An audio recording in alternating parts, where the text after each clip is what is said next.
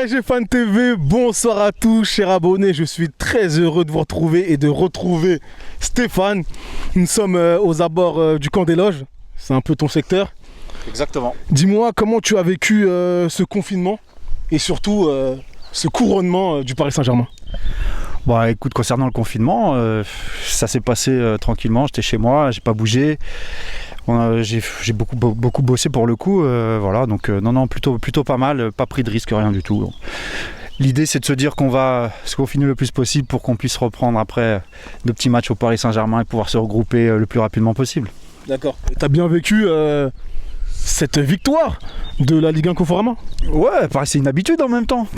Je veux dire, tous les ans, voilà, on a notre petit titre de champion de France. Ça t'a plu les circonstances Voilà, après il y a les circonstances. Bon, on le prend le titre quand même, mais les circonstances, on aurait préféré que le championnat aille jusqu'au bout, au moins qu'il ne soit pas arrêté, qu'il reprenne à un moment donné.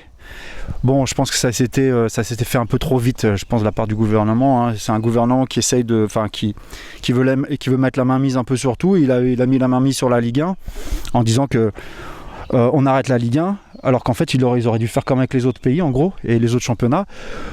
On aurait dû laisser confiance et avoir la confiance en fait aux dirigeants de la Ligue 1 et puis de toute façon ce serait bien passé. Même si on aurait fait des huis clos, bah tant pis, on aurait été frustrés nous en tant que supporters, mais au moins on aurait fait comme le championnat allemand et éventuellement là bientôt le championnat anglais qui va reprendre et voilà quoi.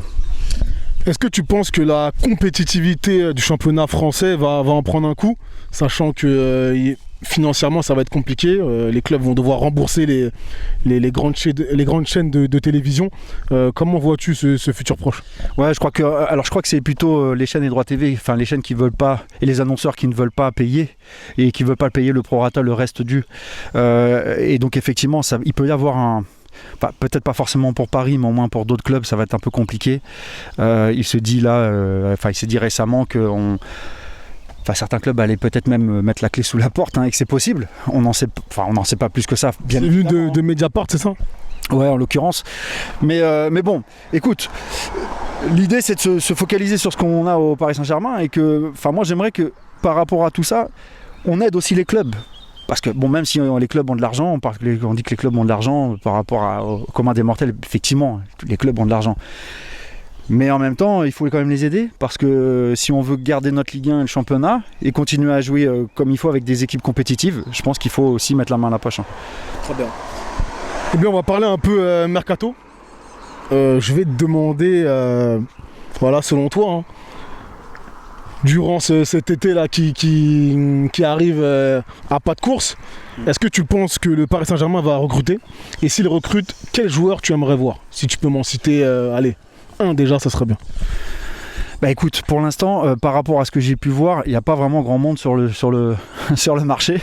C'est vrai que c'est un peu compliqué de te sortir un nom comme ça. Maintenant, je sais qu'il y a forcément des départs qui sont annoncés, ou alors qui sont un peu sur le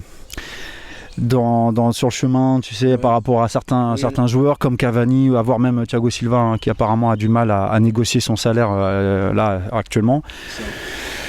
Bon, déjà voir les départs avant de voir les arrivées. J'ai pas vraiment de nom comme ça, mais en termes de poste, si par exemple un Thiago Silva devait partir, qu'on puisse effectivement redescendre un Marquinhos au centre, je sais que toi t'es pas forcément pour, mais moi j'aimerais bien le revoir en charnière centrale. Et tu aimerais qu'il parte, Silva?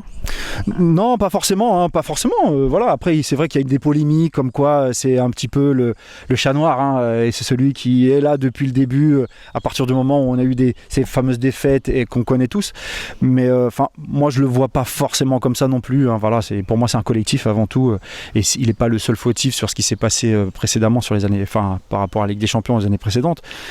Mais s'il devait partir, il faudrait avoir un milieu défensif, puisque forcément Marquinhos redescendrait en charnière centrale. Enfin pour moi en tout cas. Hein. Après, Bien, j'ai une dernière question pour toi. Celle-ci concerne la légende du club.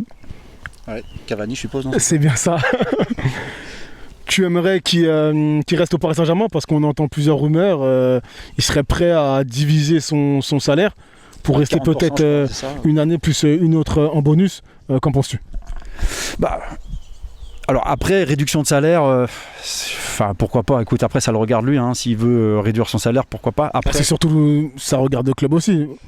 oui, non, mais bien sûr. C'est-à-dire, c'est pas à moi de dire, si tu veux, à dire oui, je suis content qu'il réduise son salaire parce que non, pas par rapport au salaire. Voilà. Après, c'est une histoire entre lui, le club, et c'est plutôt des histoires personnelles hein, et professionnelles, et pas forcément par rapport à mon avis, mais sans parler d'oseille, par exemple, moi j'aurais bien aimé le garder une année de plus, même si effectivement je pense qu'il va y avoir des compromis à faire, de se dire est-ce qu'on recrute encore un attaquant et puis qu'on le fasse jouer peut-être sur le banc, je ne sais pas. Après ce sera le choix de l'entraîneur, mais en tout cas pour ma part j'aimerais bien qu'il reste encore une petite année, parce que le voyant partir avec la fin d'année qu'on a eue, moi j'aimerais bien qu'il parte, si tu veux, avec un peu d'honneur, comme il s'est passé quand on a fêté son 200e but, mais au moins qu'il puisse partir dignement, et puis qu'on puisse se dire enfin c'est sa dernière saison, et qu'on le sache en avance. On dit ok, Cavani très bien, on va s'en séparer mais dans un an. Et ça nous de toute façon tu connais très bien comment c'est au Parc des Princes, hein. Quand rien que Cavani s'échauffe, l'ambiance elle monte déjà, quoi. C'est comme ça. On a, je pense, un lien particulier avec Cavani. Il peut être décrié, je peux comprendre. Il est adoré, je peux comprendre aussi. Il a quand même fait des belles choses au Paris Saint-Germain. Il a quand même fait pas mal d'années au Paris Saint-Germain. Il a marqué le Paris Saint-Germain, quoi qu'on en dise. Donc effectivement, moi j'aimerais bien le garder encore une année. Ouais. Merci à toi. Voilà, je vous en prie les gars, puis surtout confinez-vous bien, c'est fini le déconfinement, mais faites attention quand même. Respectez les règles. Parce qu'il faut respecter les règles, effectivement. Voilà. Allez. À bientôt. Ciao les gars.